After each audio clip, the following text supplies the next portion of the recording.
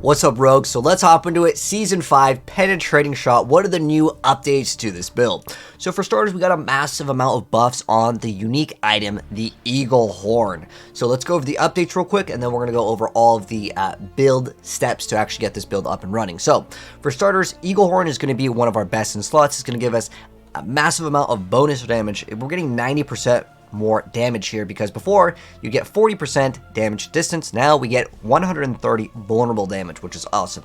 We're also getting attack speed, which is a great stat. We're also getting chance for penetrating shot projectiles to cast twice, which is good. We also have plus ranks to pen shot, malice, and then it's automatically going to make enemies vulnerable, which is good because that basically frees up an aspect.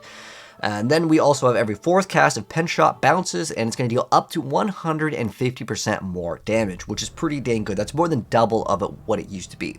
Now, we do lose out on one thing, and that's critical strike chance. However, there is a new aspect called of true sight, which makes it so damage to the inner sight targets will always crit and deal an additional 70 to 100% crit damage. I figured let's go ahead and mess around with this. It's kind of a cool thing to play because it allows you to have some sort of new thing to play with.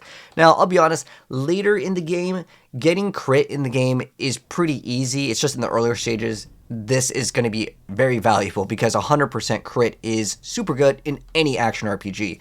But you can't even roll a bad one. I mean, 70 to 100% additional crit damage, that's cool. But you can just run an aspect of elements. If you're already at the later stages of the game where you have like 80, 90% crit, you could swap this out. But it's a newer thing, and I wanted to go ahead and put it in the build because it's cool. And then on top of that, we have enhanced penetrating shot getting a buff. So when we hit a boss or elite, we have a 25% chance to get additional penetrating shot, which is essentially what made penetrating shot bad. It just was never really good against bosses, but against the trash, you can see you could just like delete things very, very fast because you have these little arrows split out and they're going to deal additional damage. Now, if you want to, in theory, you could drop Eagle Horn, put that aspect, it's called Trick Shot, on the two-hander, but it's up to you if you like Eagle Horn. I mean, it's a massive amount of bonus damage, especially if it times itself with, of course, the bonus that you get with the precision key passive. It's going to be great. Now, as far as the skills, let's go over those and let's talk about things that you can swap in and out. So the only thing you can really swap in and out, I would say, really is dash. So you can either play dash or concealment. You can see I have concealment on my bar. It's up to you what mobility skill or what skill do you kind of like as utility a little bit more. Dash will give you more mobility, making it faster, and you can maybe dodge certain things, but concealment will give you the ability to summon a totem. But the other things give you the ability to summon totems as well. So that's the only real like flexible area here. But the rest of the stuff, it's going to be in pretty much every single variant of any like rogue build going forward. So for starters, we're running Smoke Grenade. This allows us to get more damage. And then we run Penetrating Shot. Oh, by the way, all the Subterfuge skills, which are going to be Concealment, Smoke Grenade, as well as Dark Shroud, will all activate this thing called the Umbra Crux, which gives us a totem that's going to deal massive amounts of bonus damage because it's going to do up to 20. Some of these may not be updated on every website, but we get 20% of the damage that we deal to the totem to the enemies around it. Basically just makes all your skills AoE. It's great. And then on top of that, it gives us another target for Penetrating Shot to go through, which will give us even more damage. But Smoke Grenade's excellent just to activate, any subterfuge skill. You just activate it for that. But Smoke Grenade will give us more damage with that. Penetrating Shot, you push it to do damage. Then with Dark Shroud, you activate it once at the start, and then you only need to activate it during Elite packs because it's going to refresh itself automatically, but you're using the activation of Dark Shroud just for a subterfuge skill, again, for the totem. Caltrops, you activate it on elite packs or bosses, and then Shadow Step to break crowd control, and then dash or concealment here. I really like Shadow Step because it allows you to kind of teleport, and you can go through walls with it as long as there is a target for Shadow Step. And then we run Inner Sight because, of course, if we're going to use the brand new True Sight, then we need to run Inner Sight. It's also pretty good. It gives us 25% critical strike chance, so I like that. And then we've got, as far as gear goes, and if you don't have the Uber Uniques, check the little notes. There is going to be some notes, and the notes will actually have a bunch of other things that you can run in place. It'll just be in the builder website, which I will have pinned. But basically, the best in slot for most builds is going to be Harlequin. It's going to be very difficult for a lot of builds to throw in Lockrens, plus running the brand new Crown of Lucian. It got a recent nerf. But Harlequin Crest still overall very good. It's actually getting buffed in Season 5. And then we have Tyrell's Might. This is also getting a buff. Again, if you don't happen to have this, the reason why it's so good, it just gives you that plus to maximum resistances. That went up, and then it gives you a lot of resistances. But if you don't happen to have this, you can run plus ranks to Dark Shroud. That's totally a-okay as well. It just gives you way more damage reduction. It's just overall really solid. And then we've got Trick Shot aspect over here. We're looking for crit strike chance, ranks to pen shot, attack speed. We can get crit strike damage from marksman, and then we can also get trick attacks. Now, as far as it goes, they said that they removed it. Now, I'm not sure if they removed it on everything, but that utility could be something else. I'll update it if they actually removed it everywhere or if it was just in one certain area. And then we have the Umbrous aspect. This is really good. This is how we're going to generate those Dark Shroud stacks. And then getting total armor somewhere is going to be required so we can max out on armor. Resistances are going to be no problem because we're going to have Tyrael's Might as well as Rakanoth's. Rakanoth's Tyrael's are going to be in a lot of different builds. Rakanoth's is just great. Now, if you do want to, instead of, let's say, running Concealment, if you want to throw in like a Cold Imbue, by all means, go for it if you want to, and then that non-physical damage will actually be more valuable. But what is really nice with this is specifically getting cooldown reduction, and it has another stat that it doesn't appear here, but it does also give you all resistances. So that way you don't have to worry about, oh man, this piece of gear needs to get this resistance, this piece of gear needs to get this resistance, I need to temper on the resistance. It's just, you get these, and you're done. It's really, really beginner friendly now. In fact, this is going to be on a lot of builds. You'll see in Season 5, a lot of builds will be Harlequin, Tyrael's, and then we got the Rakanoth's Wake Boots, just because it also gives you cooldown, which is very nice. And then we're running Eagle Horn. We already talked about this. Now, another thing is that normally you'd want to temper on, let's say, your sword, and you want sword over dagger because you're going to scale crit. You don't necessarily have to get the bonuses to your projectiles to cast twice. So right now you can see where it says Barrage cast twice. We don't actually, well, we would technically want Pen Shot here, but I noted that so I can update you guys and let me change it right here. So you actually don't need to specifically have Pen Shot. You can run whatever you want if this Eagle Horn rolls and you start masterworking, and this is at 100. Going past 100 is not going to give you 2 additional arrows. It doesn't work like that, unfortunately.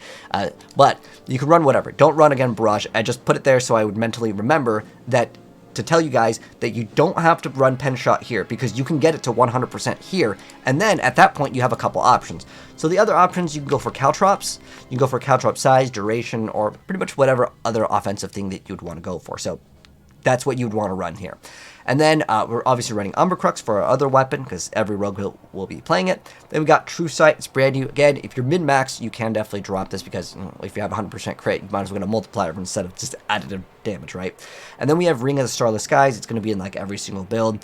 And then Lockrein's Talisman. This is going to be great in the earlier stages just to give you that amount of crit. It also gives you some survivability. It did get a pretty big nerf, but at the end of the day, in the very beginning, I would say this in combination with this is just going to give you that crit that you're going to want because you start scaling in crit damage, and if you have no crit strike chance, well, the crit damage doesn't really matter. So I think these are really good items to have earlier on, but I also wrote in the notes what you can swap and do if you're like, oh man, I want to be a top 1%er, I want a 12 out of 12 masterwork, I want to get my Malice exploit super godly amulet that's going to cost billions and billions of gold, then sure, go ahead and swap this out. But I try to make my videos for majority of the player base versus the top 1%, but I always still include it if you guys do want to go ahead and push even further.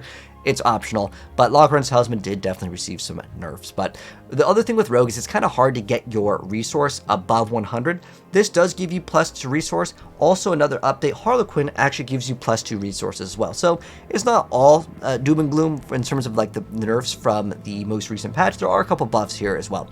And then for the gems, obviously we're going to be running the same thing as every Diablo build, which is emerald in weapons, rubies in the defensive areas, and then for jewelry, it doesn't really matter. You're going to have maxed out resistance. Heck, you could throw in skulls, and then maybe you can, instead of rolling armor, you can roll whatever stat you want. Maybe dodge. That's totally fine too. So mix and match what you want with that.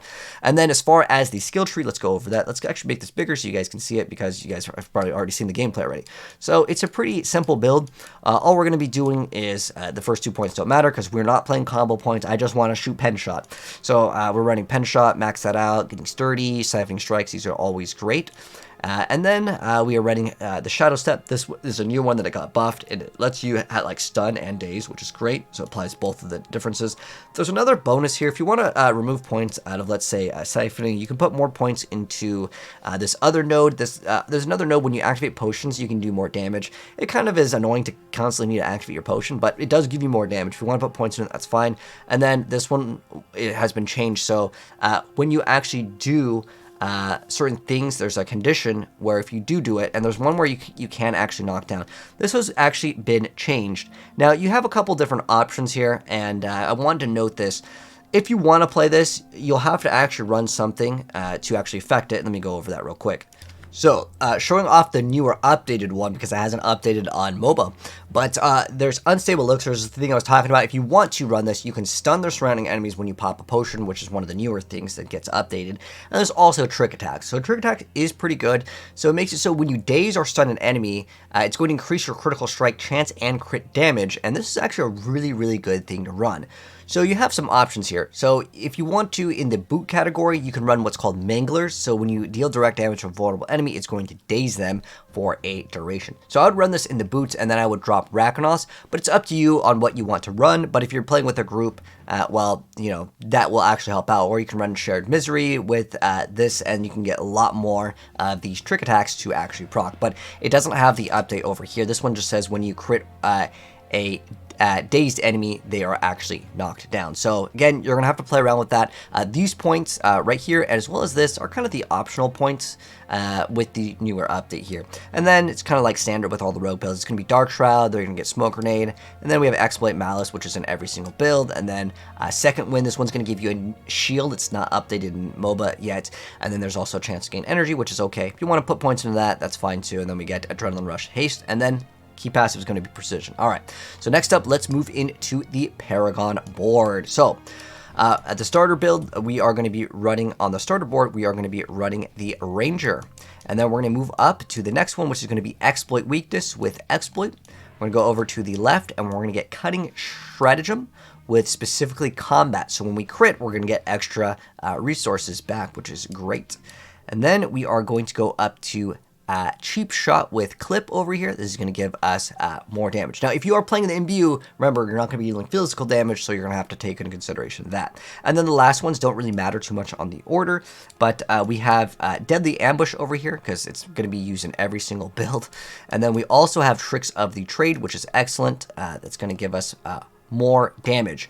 So they have also updated this in Season 5, so all we need to do with this, it doesn't actually affect the next attack, it's for the next 8 seconds, and because the update on the skill Shadow Step is going to be 6 seconds, so we get to 100% uptime this. So yeah, just activate the one that I have on the left mouse click, and you're going to be able to be good to go. And then we are running later on as Instinct, so when Inner Sight's gauge becomes full, you get that bonus damage, and then it's going to work because we're just going to get all of this core skill damage over here, and it's enough to basically give you enough to make it actually very viable. So that is what our board looks like. It's so many, guys. Look at how many boards we got fit into this. It is crazy, but that is going to be the brand new Penetrating Shot Rogue build. Let me know, guys, what you think of it. If you've played it, what are your thoughts on it? And if you're playing Rogue, what do you actually plan to start off with? For me, I definitely like the feel of Barrage. I'll also link that down below. Barrage is going to be excellent. Heck, honestly, all of the builds are going to be excellent. But if you're wondering, what does Pen Shot do better than the rest of the builds?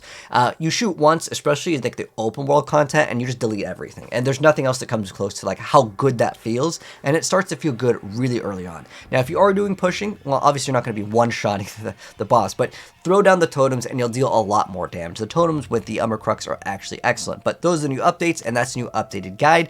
And the pin will also have the build planner, so if anything was too fast or if I need to update anything, check the planner. That will have some stuff. But I also mentioned, again, if you want to run Manglers or something like that instead of Rakonos, there's a lot of other things that you can play with, and there's a lot of notes if you happen to not have pieces of gear. Anyways, that's going to wrap things up. If you guys have any questions, let me know down below. But if you're newer and you want to see an update to this build as well as a lot of other Rogue builds, as it's probably one of my favorite classes this season, so we're going to be dropping more. Sub if you're new, and I'll catch you guys in the next video. Peace out.